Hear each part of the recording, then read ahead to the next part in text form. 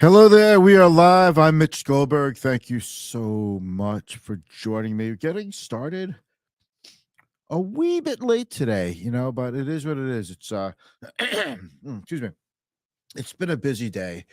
So first I want to start out with a shout out to my friend Sonia Lucky, who I am lucky to have as a friend, who hooked me up with a great deal on a new car at Toyota. So thank you very much. Yes, it's a Toyota Venza. I'm ecstatic about it. This is not something I do very often, and I buy cars, not lease. So I keep cars for, generally speaking, a very long time. So very exciting. Thank you, Sonia. And I want to focus on a couple of things today. All right, GDP was up 2.9%, higher than expected. That's, for an economy our size, and considering all people talk about is a slowdown. This is from the fourth quarter. This isn't this quarter. But GDP was not expected to be negative or anything, but it was expected to be lower because we had a pretty sharp slowdown in retail sales and manufacturing heading into the end of the year. But not so bad. And first time jobless claims came out today, as they do every Thursday, and only 180,000 or 181,000 initial jobless claims. That is well under the 220,000 plus jobless claims that we've been getting, and way under what was expected. So that tells you fewer people applying for jobless claims. The labor market continues to be strong. And all we talk about is the recession's coming. The recession's coming. It's over and over, the recession. These numbers do not indicate in any way, shape, or form that a recession is coming. Now, we have to see these are, lagging indicators. They tell us what happened, not what's going to happen. So we'll talk about that in a moment. Anyway, this needs some clearer explanation of what's going on with the economy and jobs. You hear about, Facebook and Microsoft and Google, they're laying people off. But doing job searches on Indeed.com, job offers, job openings are still sky high in technology. So people are finding jobs. They're people getting laid off. It's just that these giant tech companies overhire, they overstocked on labor during the pandemic. They realize they don't need all these people. Plus, these big companies are masters at using technology to whittle down their labor ranks. These companies are masters at doing a lot of revenues and productivity per employee. So funny, the employers are making these companies more technologically efficient, yet that's exactly what's driving them out of a job. It's just, catch 22. Nonetheless, we're investors and we want these companies to do well. So let me roll the quick intro. I see you out there, Sal. Thank you very much. Sally, baby. Yay, man. I really appreciate you joining me. Shout out to Sal. Thank you, buddy. Much appreciation. We're friends on social, so it's nice to see you here, man. I really appreciate it. And let's roll the intro if I could just find it. Oh, yeah, here it is. You ready? Here we go.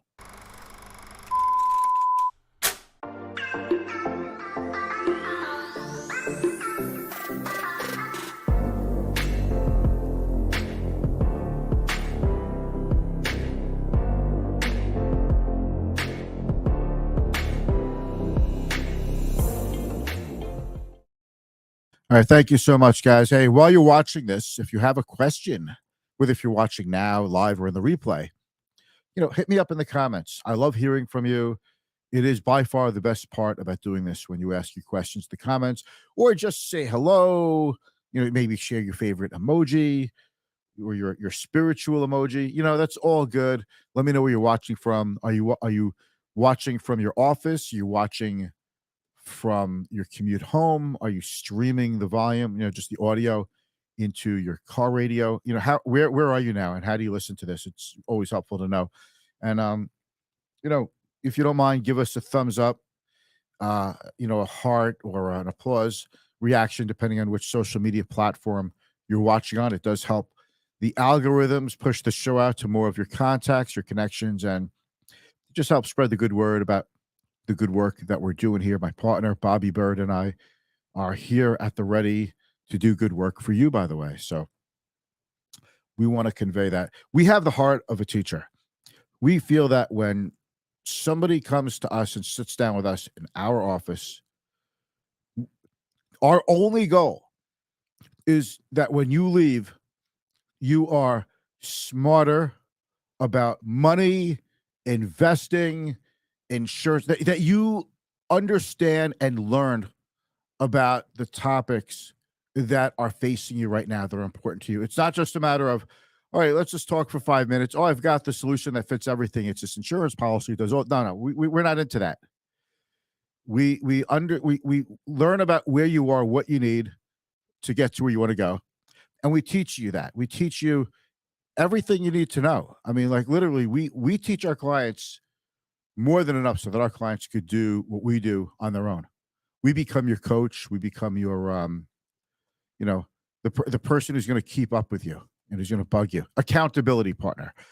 So, excuse me. So that's what we do. We have the hearts of a teacher. So let's talk about GDP. All right, pop myself up here. Get rid of the social icons. All right, that's better. GDP rises 2.9% in the quarter, fourth quarter, more than expected as recession fears loom. All right. How often are we going to hear about the recession looms? I am, by the way, a believer in that story. Okay. In some parts of the economy, we're already in a recession. You know, if you're in a sector that's doing poorly, that's kind of laying people off, it's a good chance it's in a recession.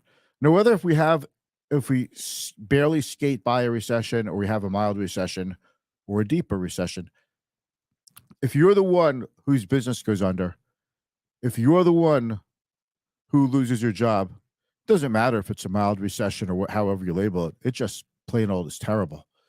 And we want to make sure that you've got the know-how to get through that. Okay. So before we get into the market, I just want to say that everyone, while the labor market is strong, should be doing a couple of things. You really do need an emergency fund. And a lot of people have the attitude, I'll get to it. I have a little bit. Worst comes to worst, I'll tap my credit cards. You know, if there's a bad recession and people are getting laid off and you start tapping your credit cards, you know what the credit card companies do? They send you a letter and they say, no more. Yeah, you know that like $40,000, $50,000 lines of credit on all your credit cards you had, maybe more? Yeah, we're cutting it off. The only thing you could borrow is what you've borrowed so far, but we're not letting you borrow anymore. That happened in 08, 09. And that's one of the things that caused a lot of people to lose their homes because they just had no immediate access to cash. So they just stopped paying for everything. All right. So you do need an emergency fund. Having an emergency fund speaks to your lack or a lack thereof, your maturity or lack thereof, financial maturity. It's like if you don't have an emergency fund, what are you doing? Now, when I tell people they need an emergency fund, and not everybody who comes to me is loaded with tons of 401ks to roll over and millions of dollars in assets. A lot of people just getting started.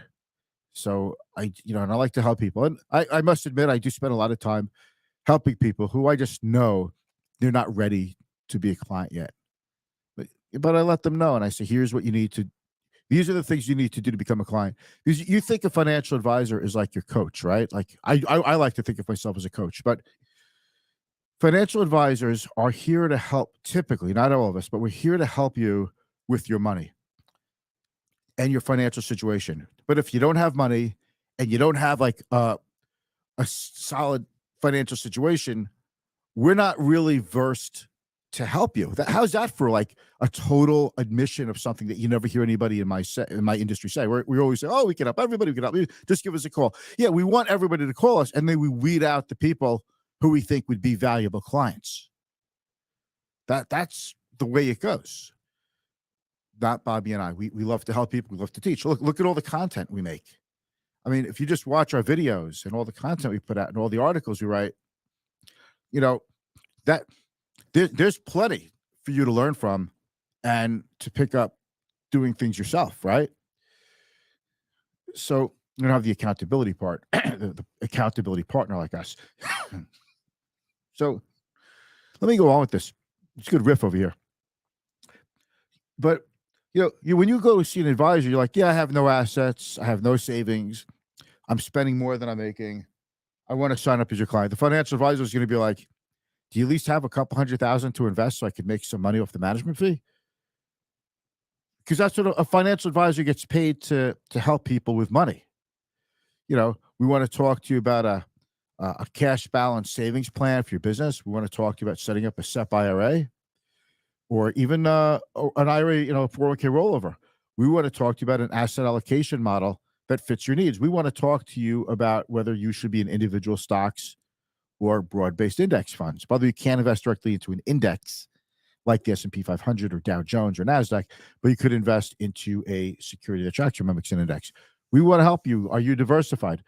Which diversification is a strategy that we use to mitigate risk, but it doesn't necessarily protect your portfolio from going down in a generally down market. You probably have that memorized already from me, right? But, if you don't have any assets, we really can't help you. Like, what do you want us to do?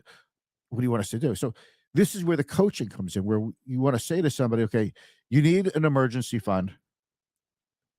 You need money in savings. There's a difference between savings and an emergency fund. Did you know that? There's a difference. An emergency fund never gets touched, only in case of emergency. Savings is an amount of money that you have for a specific financial obligation in the near term. So if you're going to buy, I'll give you an example. I spoke with a client, and they want to put in a pool and a patio and an extension on their house.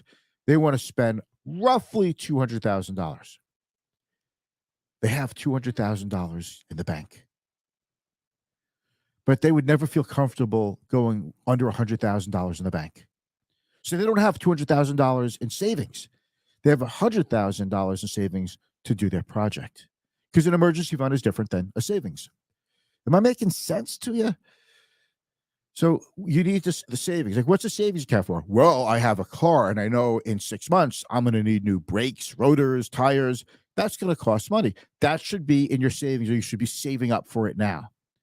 Not wait till your car breaks down because you're going to put the maintenance into it, and then you have an emergency, and that's where your emergency fund goes, okay?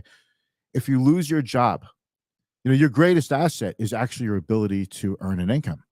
If you lose your job, you got to have money to replace your income. You have to. So what do? You have savings for that. Well, actually, you have an emergency fund for that. All right. An emergency fund comes in handy. So, and then after that, once you have your savings down and your emergency fund, you start investing. Pick an amount that you can invest in. Your 401k, how much can you put into it? Maybe just enough to get the company match. Maybe you just want to put money into a regular brokerage account. Maybe just an IRA. Well, however you go about it, we talk about that. After that, the money you have left over, spend it in order. You should pretty much know what your necessities are: utilities, food, clothing, shelter. Those are your 4 main expenses. After that, have fun with it. You have to prioritize. You can't do everything, but maybe I'll do a little shopping, go to a play, go to the movies, take my kids out, vacation. Okay, that's how you decide. And if you want to get a handle on how much money you're spending, because I see people, they sit in front of me, they start writing down like, well, the cable bill is this, Netflix is this, all the subscriptions are this. Like, oh my God, please stop that. And if I'm with a husband and wife, you could see like the tension go up. What about this? What about that? I told you to stop that. I can't believe we're still paying for that.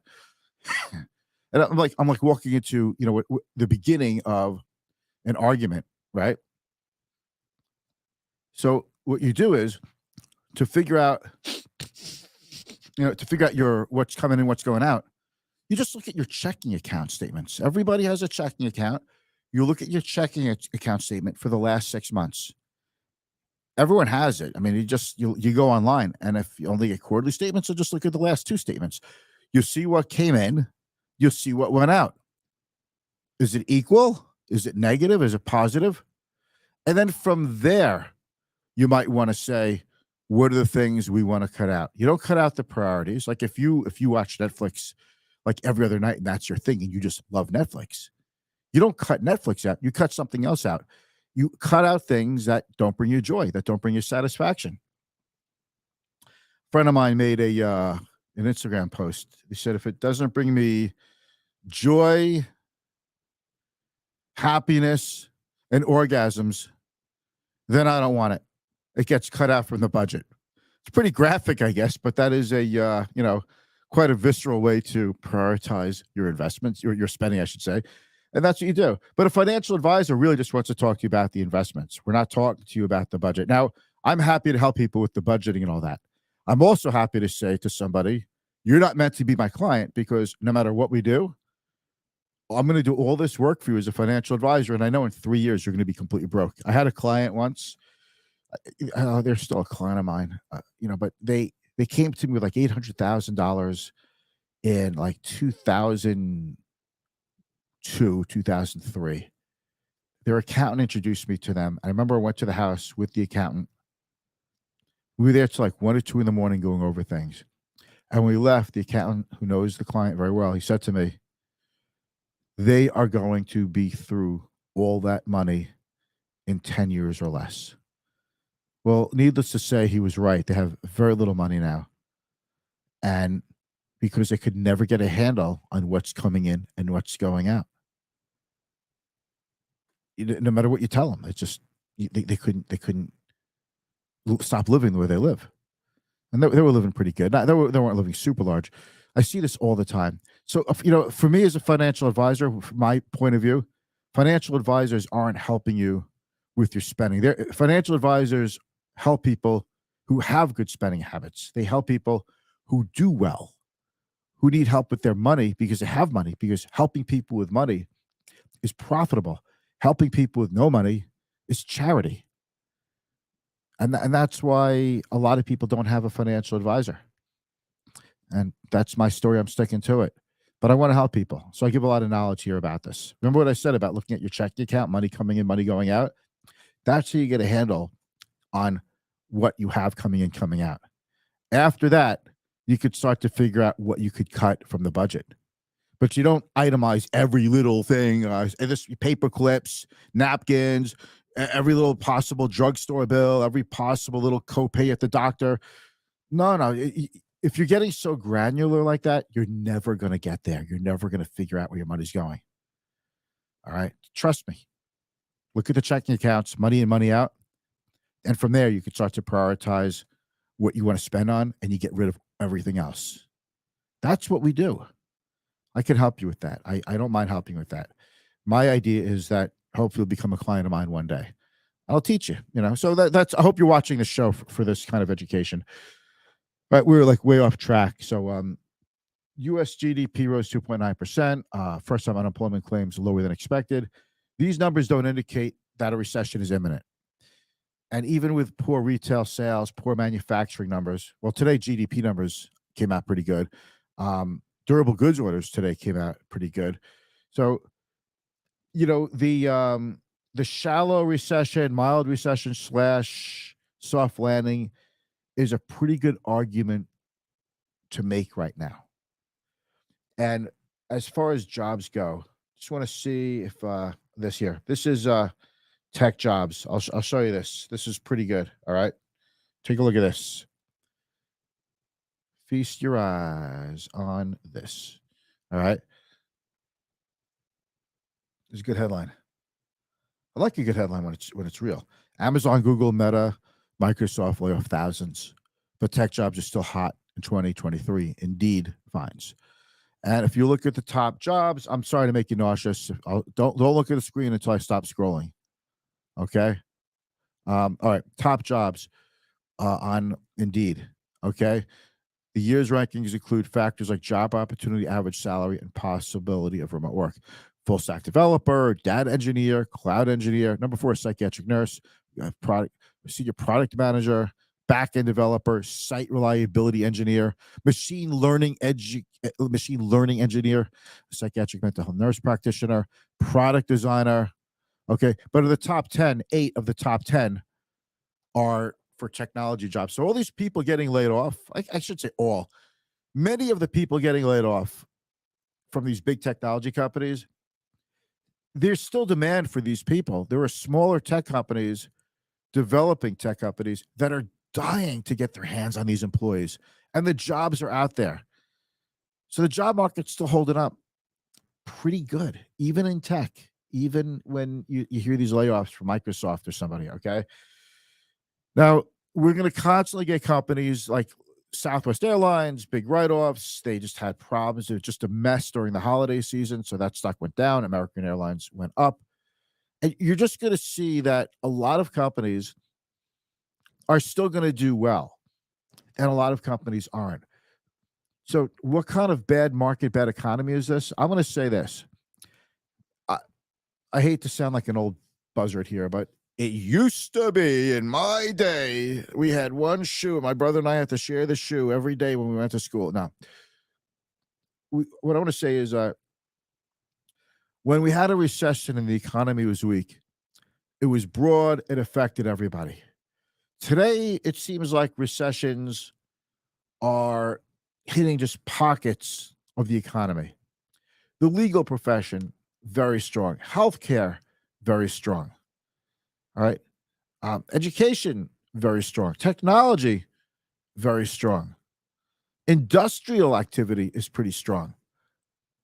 So, uh, financial services is really strong. All right. Not everything is weak. So we're going to have these rolling recessions that affect different sectors at different times. The economy today is a lot more diversified than it used to be. Companies operate more leanly. They don't keep inventories like they used to.